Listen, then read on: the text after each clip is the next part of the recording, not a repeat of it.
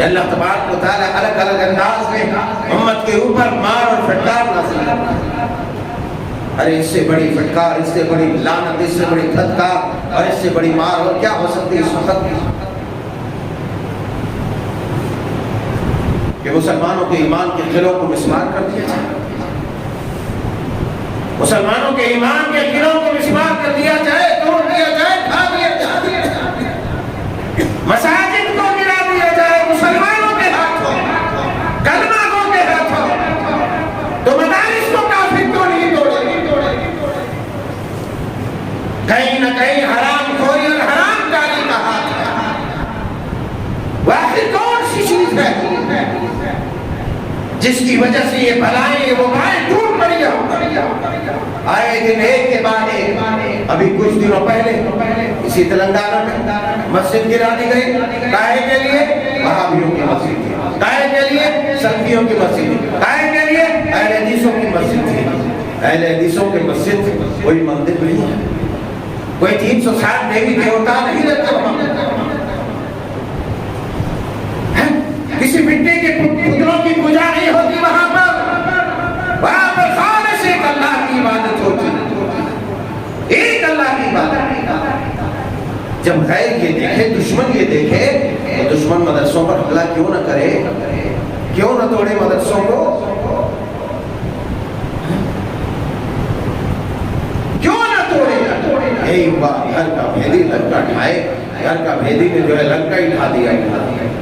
ارے جب مسجدیں آباد نہیں رہی، مسجدیں محفوظ نہیں رہی، مدرسے محفوظ نہیں رہے، تو آخر ہمارے پاس بچا کیا؟ آخر بچا کیا ہمارے پاس؟ کچھ بھی نہیں بچا، کچھ بھی نہیں بچا۔ اور کہیں نہ کہیں تمام بدبختیوں کے اور ان تمام جو ہے رسوات عذاب کے پیچھے ہماری بدعمالی اور ہماری بداخلاقی ہے، جس کی وجہ سے اللہ ہمارے اوپر پھٹکار نازل کرتا ہے۔ ابھی دیکھو آسام میں 2-3 مدرسے گرا دیے گئے، کون کیا کر سکتا ہے؟ کچھ نہیں کر سکتے ہو، اس لیے کہ تمہاری حرام کاری اور تمہاری حرام خوری نے تمہیں بالکل گرد و غبار کے مانند بنا دیا ہے، خسرے پھسرے کی کچڑے کی طرح بنا دیا ہے، کچھ بھی نہیں کر سکتے۔ ہر دن ایسا ہی چلتا ہے، کیونکہ اب تو دھندے مدرسوں اور مسجدوں کے نام پر بھی ہو رہے ہیں۔ کیا نہیں بیچو گے جو مل جائے پتھر سے رکھ دے؟ کیا نہیں بیچو گے جو مل جائے پتھر سے رکھ دے؟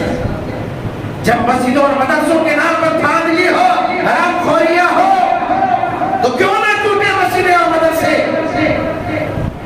کیوں نہ ٹوٹے؟ معاف کیا جائے مجھے، کیوں نہ ٹوٹے؟ عالمی پیمانے پر اس قدر خستہ حالی ہے مسلمان، اس قدر مسلمان بدحال ہے، وجہ یہی ہے کہ جب دین کے نام پر بیپار پھرنے لگے، تاجر پھرنے لگے اور اپنے ایمان اور دین کا سودا کرنے لگے، تو نہ مسجدیں محفوظ رہیں گی، نہ مدرسے محفوظ رہیں گی۔ مسجدوں کے نام پر حرام خوریاں، مدرسوں کے نام پر خیانت، غداری، اہانت اس قدر عام ہو چکی ہے کہ آدمی نے پیٹ پالنے کا ذریعہ بنا لیا، پیٹ پالنے کا ذریعہ۔ جبکہ سرور کونین علیہ السلام کا ارشاد عالیہ ہے، من تعلم علما مما یبتغى به وجه اللہ عز وجل، کہ جو آدمی اس علم کو حاصل کرے جو علم خالص اللہ کی رضا کے لیے حاصل کیا جاتا ہے تاکہ وہ دنیا طلب کرے، تو آپ علیہ السلام نے ارشاد فرمایا کہ وہ آدمی جنت کی خوشبو بھی نہیں پائے گا، جنت کی خوشبو بھی۔ اب اگر علم کے ساتھ، علمی کار کے ساتھ، دانشگاہوں کے ساتھ، مدارس کے ساتھ، مساجد کے ساتھ یہ حرکتیں ہو رہی ہو، تو پھر کیسے مسلمان کا ایمان اور مسلمان محفوظ رہ سکتے؟ آج حرام خوری اس قدر عروج پر ہے، دنیا جسے امانتدار سمجھ رہی ہے وہ خائن ہے، غدار ہے، تو کیسے اسلام محفوظ رہے گا؟ کیسے مسلمان محفوظ رہے گا؟ کیسے مسلمانوں کی بیٹیوں کی عصمت اور عزت محفوظ رہے گا؟ ایسے وہ درس، وہ پیغام بھلا دیا امانت کا، یہ امانت وہ کون سی چیز تھی؟ سرور کونین علیہ السلام کا ارشاد عالیہ ہے حضرت علی ابن عمیر رضی اللہ تعالیٰ عنہ، حضرت علی ابن عمیر رضی اللہ تعالیٰ عنہ، صحیح بخاری شریف کے رسول حضرت علی ابن عمیر رضی اللہ تعالیٰ عنہ کہتے ہیں کہ اللہ کے رسول صلی اللہ علیہ وسلم نے ارشاد فرمایا، میں جس چیز پر جس کو عامل مقرر کرتا، میں جس چیز پر جس کو عامل مقرر کرتا، کسی چیز پر تمہیں کوئی ذمہ داری سونپ دیا، مثال کے طور پر میں نے تمہیں ذمہ داری دے دی کہ جا کے زکوٰۃ وصول کر کے لاؤ، میں نے تمہیں ذمہ داری دے دی کہ صدقہ وصول کر کے لاؤ، میں نے تمہیں ذمہ داری دے دی کہ یہ جو وصولا ہوا مال ہے اس کا تم محافظ ہو۔ آپ علیہ السلام نے ارشاد فرمایا کہ اگر ان میں سے کوئی بھی انسان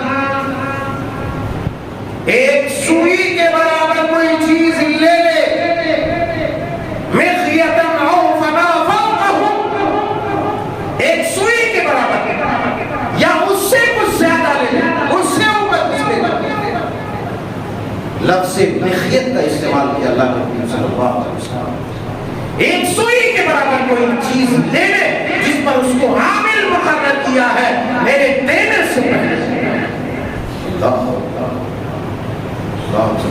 تو وہ خیانت ہے، وہ چوری ہے، اور اس کی سزا صرف اور صرف جہنم ہے۔